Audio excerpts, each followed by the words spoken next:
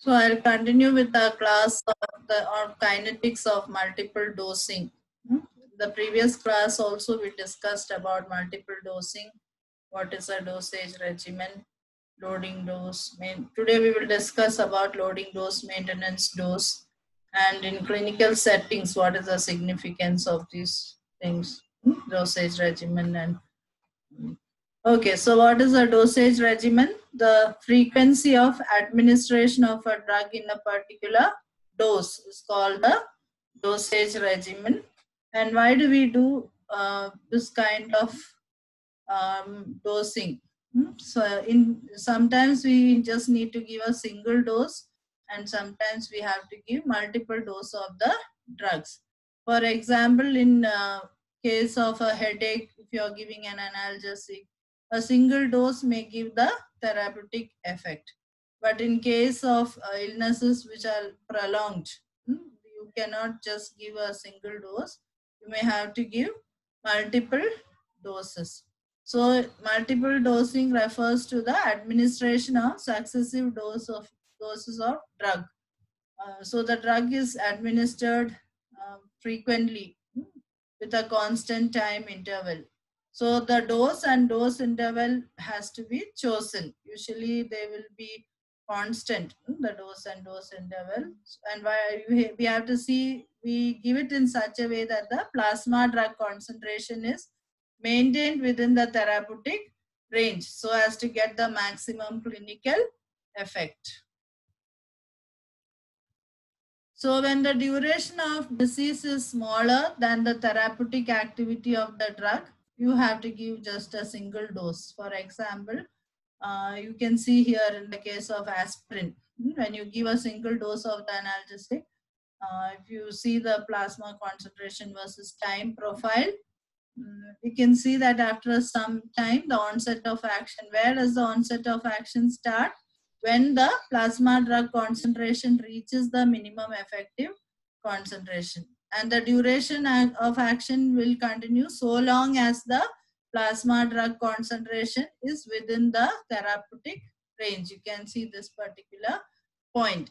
So ideally, with a single dose, usually for such analgesics and all, we just give a single dose and to get the therapeutic effect. In the case of multiple dosing, we have to give a number of doses. For example, in the case of antibiotics, you have to give multiple doses, and you can see that this kind of a plasma drug concentration versus time profile. So CP is a plasma drug concentration. Area under the curve gives you the amount of drug in the blood remaining in the blood, and tau is the dosing interval. So you can see that the dosing interval is constant. Here we are giving the drug every 6 hours. That's why this kind of a dosing interval is. So it is constant. The dose will also usually be constant. The purpose of multiple dosage regimens is to maintain the plasma level within the range, and it should also be maintained without excessive fluctuation and drug accumulation, and the minimum effective concentration should be there. Only then the therapeutic effect will be there. Only if the drug reaches the MEC, and to maintain the steady state plasma and tissue drug concentration for a long term management, we use this kind of multiple dosage regimens. And to maintain the desired MTCs, we in the case of antibiotics. So also for achieving prolonged therapeutic activity, and single dose is usually unsuitable to maintain the steady state plasma concentration. That is why we use multiple dosage regimens. Similarly, some drugs may be metabolized very quickly because of the extensive first-pass metabolism, or for prophylaxis to destroy any organisms which cause infections. We need to apply this kind of multiple dosing. Similarly, narrow therapeutic index drugs may cause toxicity if you give a single dose. So in such case, multiple doses may be given to maintain the therapeutic activity. Especially you see in case of drugs like phenytoin, if this therapeutic window is small, now you can see if there is small fluctuation also, it may not matter. But in case this small therapeutic range is short, that is when we call it a narrow therapeutic window. There is possibility of fluctuations and toxicity. So that is to be taken care in case of narrow therapeutic drugs like phenytoin. So in the last class we discussed these points. What is a dosage regimen? It is a systematized dosage schedule. So you are giving it systematically. You are giving a dose. There is a dosage schedule for a particular drug therapy. That means there is an optimized dose. Usually the dose is represented by X naught, and dosing interval is also there. That means every say 6 hourly.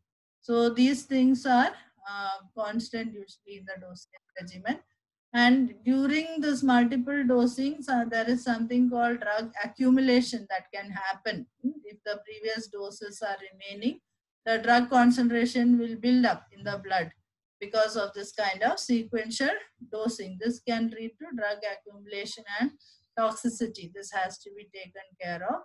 So also steady state drug levels can be achieved at a time under a given dosage regimen. This is very important. For example, you see in this multiple dosing, initially the plasma drug concentration is not steady, and then after some time, after around 5 half-life, it will reach a steady state level. That is very important. So steady state level is achieved at a time when under a given dosage regimen, the mass of drug administered or absorbed is equal to the mass amount of drug eliminated. So whatever is the absorption, the same elimination if it occurs, you can have a steady state. So what is loading dose? Loading dose is a single dose. It may be an IV bolus dose, which is given in order to reach the steady state condition instantly. So you want the action, immediate onset of action, you can give a dose called the loading dose in a multiple dosing, in a multiple dosage regimen. And there is something called the maintenance dose, which is the dose administered every dosing interval to maintain the steady state condition. So there are two terms. One is the loading dose, the initial dose that you give to achieve the rapid onset of action, and then you need to maintain the plasma drug concentration, for which you have to give the maintenance dose. So loading dose as well as maintenance dose is there in the multiple dosing, and steady state drug levels are to be achieved. That is one of the main goals of this. When you are doing the multiple dosage regimen, you have to take care that steady state drug levels are achieved.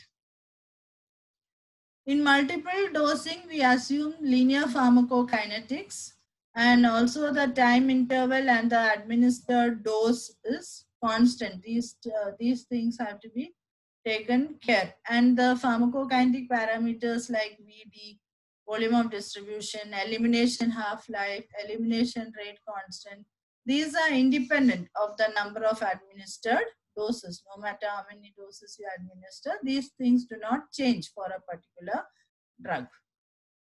So in multiple dosing for IV bolus, we assume that, for example, you are giving the drugs in a fixed dose at a constant dosing interval.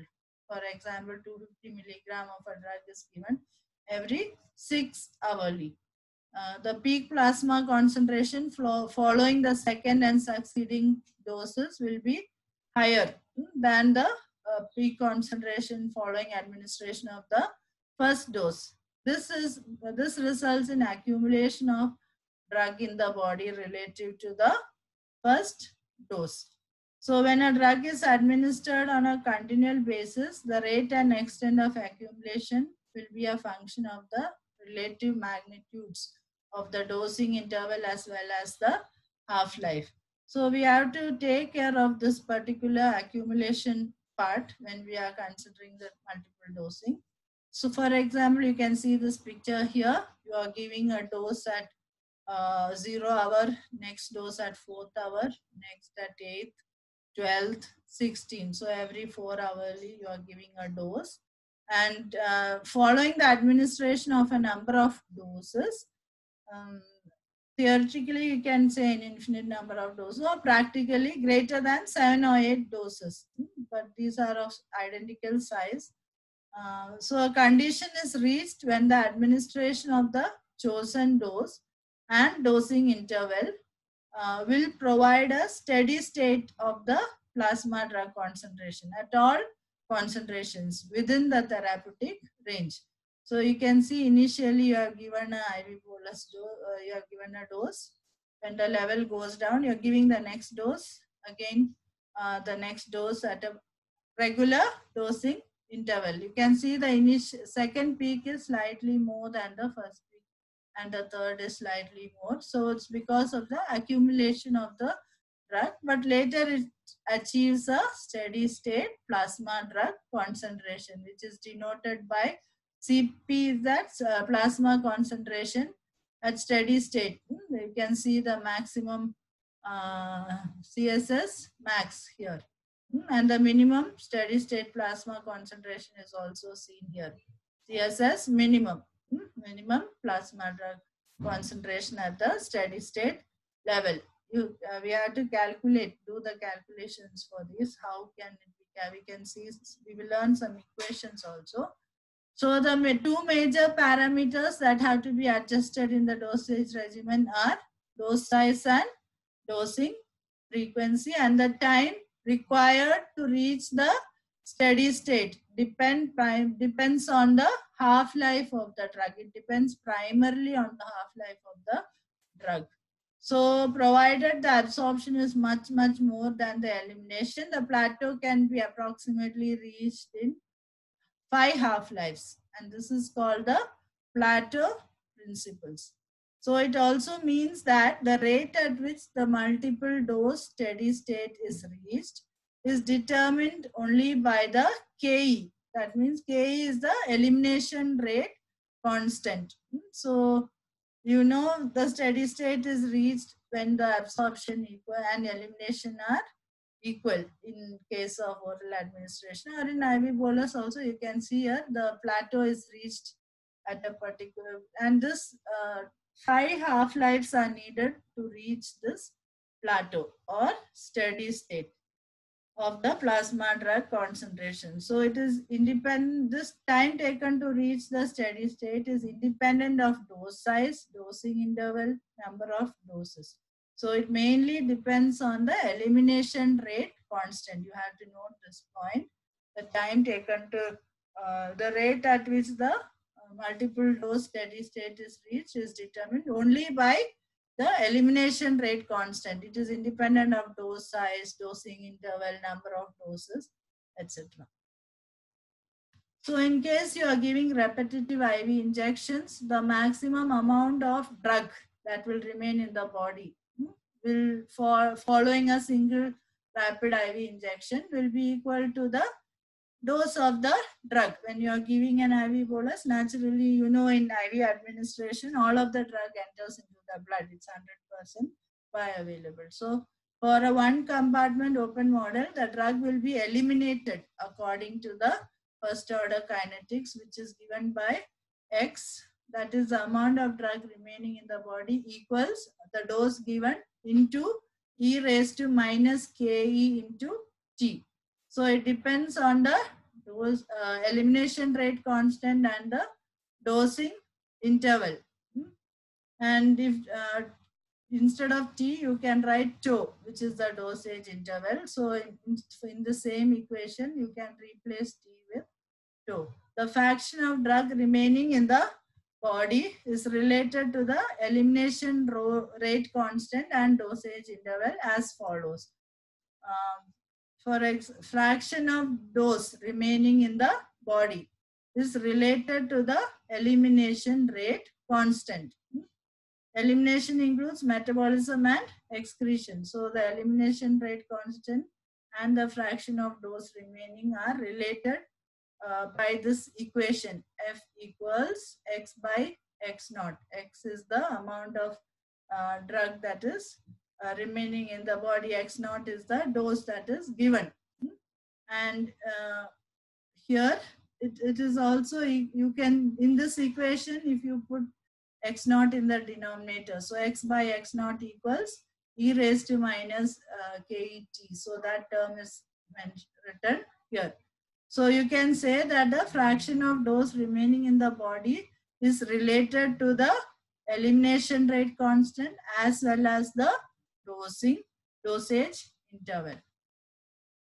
The amount of drug remaining at steady state can also be written in this manner: XSS average, steady state level, the average steady state level of the amount of drug remaining equals the amount of drug given, the dose, by 1 minus F, or the fraction of the drug absorbed.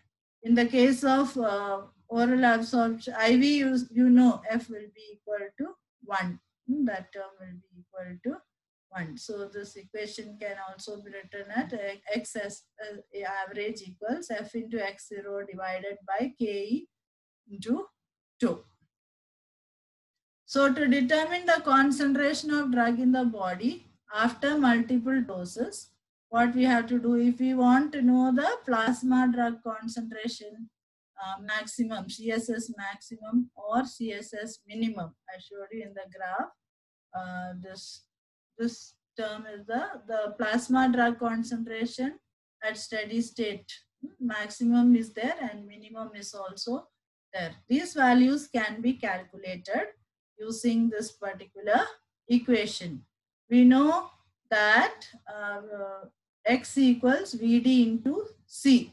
The amount of drug in the body will depend on the volume of distribution into the plasma drug concentration. So if you bring the Vd term down, you can get the concentration of plasma drug concentration at steady state, the maximum as well as minimum, and the average can be obtained by these equations. You have to remember the term X equals Vd into C. Then you will be able to find the C. Or here we are plasma drug concentration at steady state maximum can be given by this particular equation, and also the minimum as well as average are given by the following equations.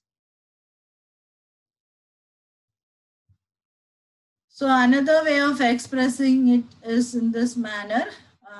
If you know the plasma drug concentration at time 0, the initial plasma drug concentration, you can relate it with the steady state plasma drug concentration maximum using this particular equation.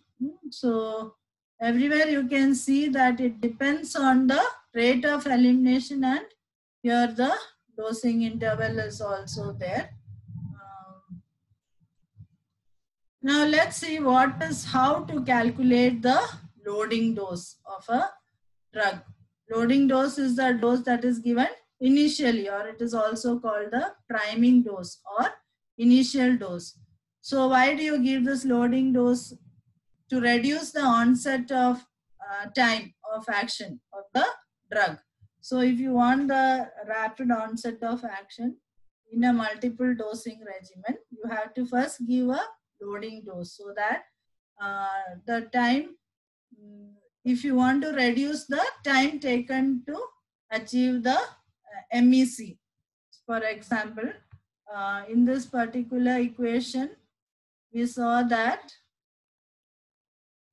see, it takes a certain time to reach the minimum effective concentration once you give a dose. So if you give a higher a loading dose such that it will give an immediate or rapid onset of action, that will be good. That is if that is required in case of many times we need a rapid onset of action. So to reduce the onset time of action, that is the time taken to achieve the MEC.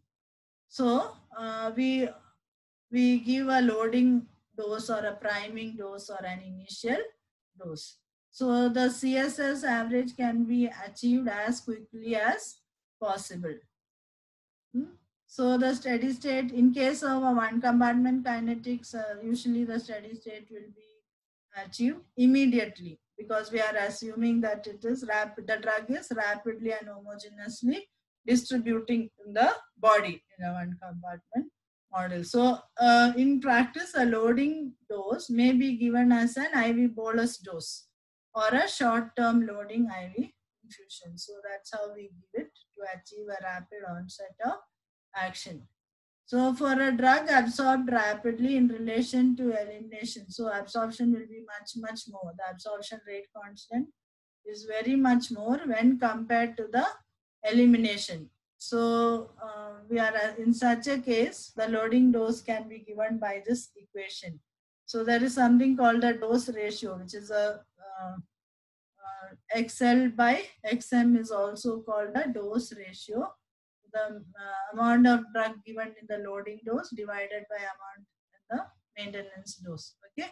So it is given by this equation 1 divided by 1 minus e raised to minus k tau into 1 minus e raised to minus k tau. Where if you are considering this particular term, the absorption rate constant as much greater than the elimination rate constant, then this particular term will become 0. The first term will become 0. Only the second part of the denominator remains. So the ratio of loading dose to the maintenance dose can be given by this equation 1 by 1 minus e raised to minus k into 2. So the loading dose should approximate the amount of drug contained in the body at steady state.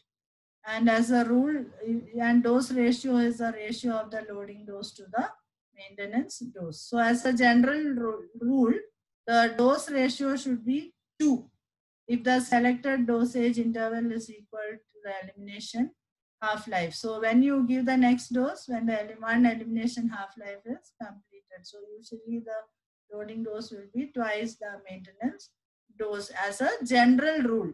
If the selected dosage interval is equal to the elimination half-life. So you can see how the doses are. You can see this dose given at one interval and the next 1, 2, 3, 4, 5. So you see by the time the conditions are, the drug should reach above the minimum effective concentration at the earliest, which is happening with this B.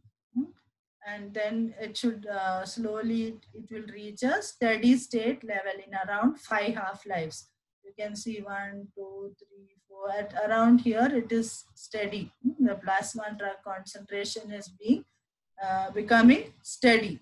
So that's what first you give the loading dose, then you are giving the maintenance doses so that you can achieve a steady state plasma drug concentration. So instead of determining the loading dose when the maintenance dose is given, it is more common to determine the maintenance dose required to sustain a therapeutic amount in the body. The initial dose rapidly achieves the therapeutic response. Subsequent doses maintain the response by replacing drug lost during the dosing interval. You know, once you give the drug, it is giving its action, getting eliminated and getting lost. So this maintenance dose is given to replace the drug lost during the dosing interval. So the maintenance dose is usually the difference between the loading dose and the amount remaining at the end of the dosing interval. So you can write it in terms of an equation. Maintenance dose equals loading dose into 1 minus e raised to minus k into 2. So if you know the maintenance dose, you can also calculate the loading dose. Okay. So generally we have to do studies whenever you are making, you're determining a dosage regimen. You of course do the detailed studies and then decide what should be the maintenance. If you know the maintenance dose, you can also calculate the loading dose by this particular equation, maintenance dose by 1 minus e raised to minus k into 2. Now we know that patients with renal impairment, hepatic impairment, all these people, because the elimination will be affected in such cases. Okay, so such patients will show pharmacokinetic changes in bioavailability, volume of distribution, clearance. Okay, so renal and hepatic, you know that hepatic impairment, liver is the site of metabolism, while kidney is the site of excretion. So if these organs are impaired, or under some pathological conditions, naturally it changes the pharmacokinetics of the, especially related in relation to the bioavailability, volume of distribution, and clearance. These parameters, pharmacokinetic parameters, may be changed in uremic patients.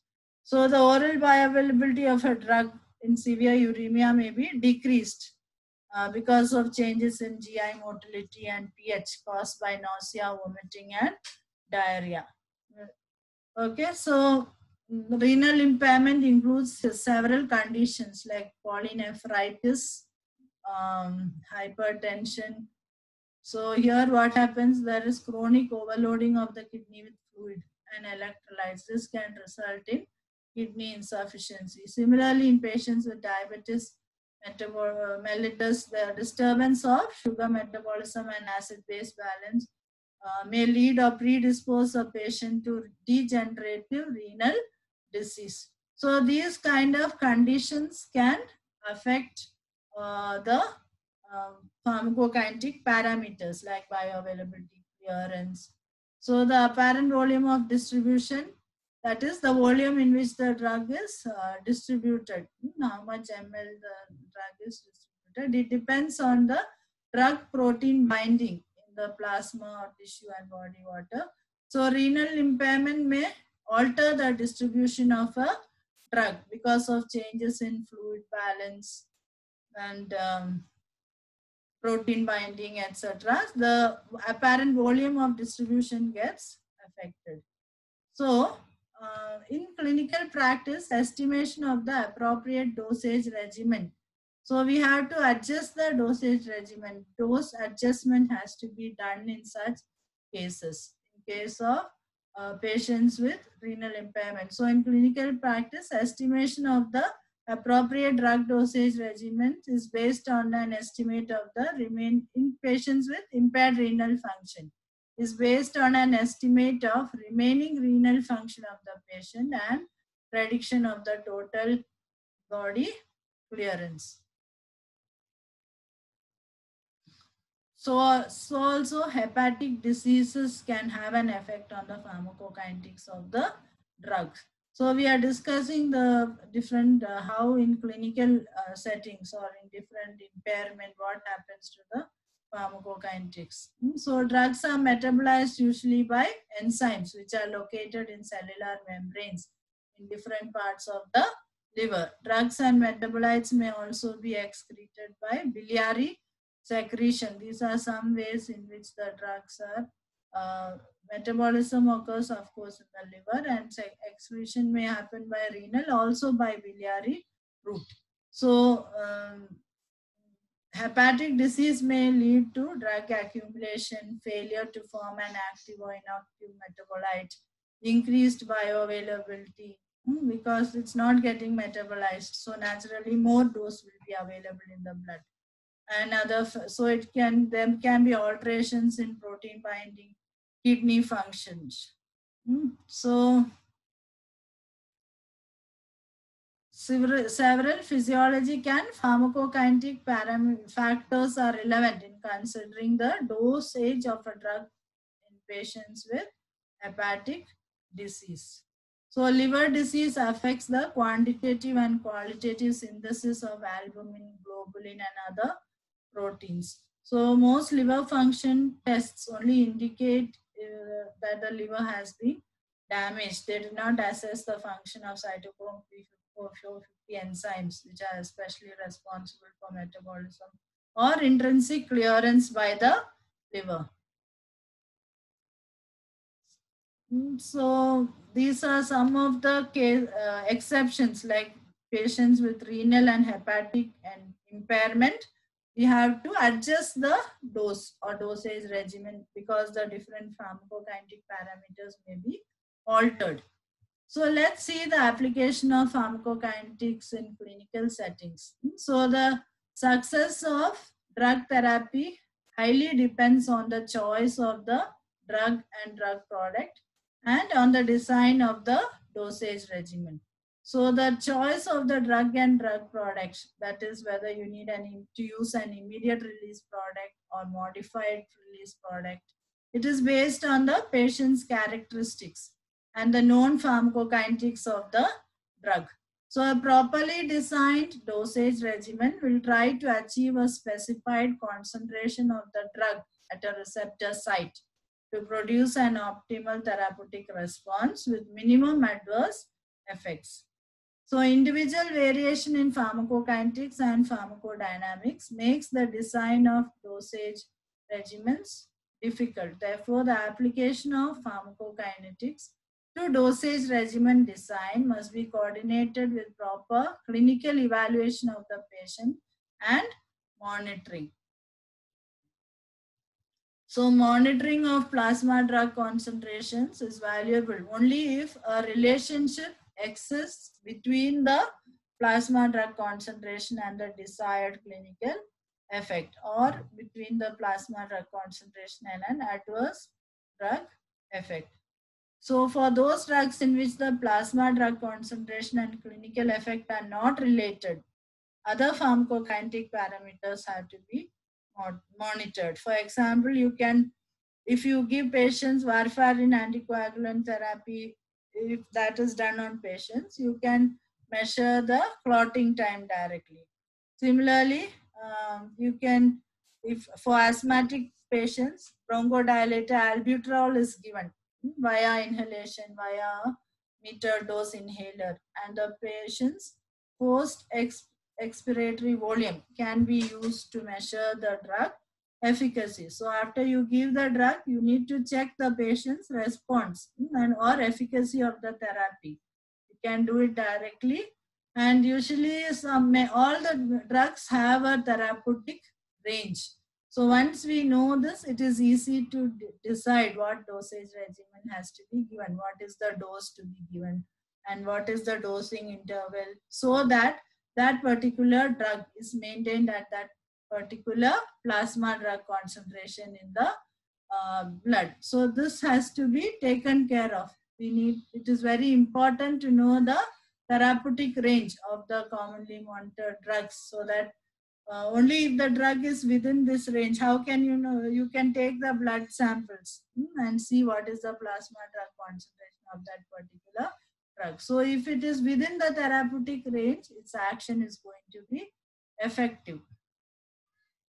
So because of interpatient variability, you know that between patients there is variability in the ADME, absorption, distribution, elimination, as well as any pathological conditions like renal or hepatic failure can result in, so they can cause variabilities. So therapeutic drug monitoring or clinical pharmacokinetic services have been established in many hospitals to evaluate the response of the patient to a recommended dosage regimen.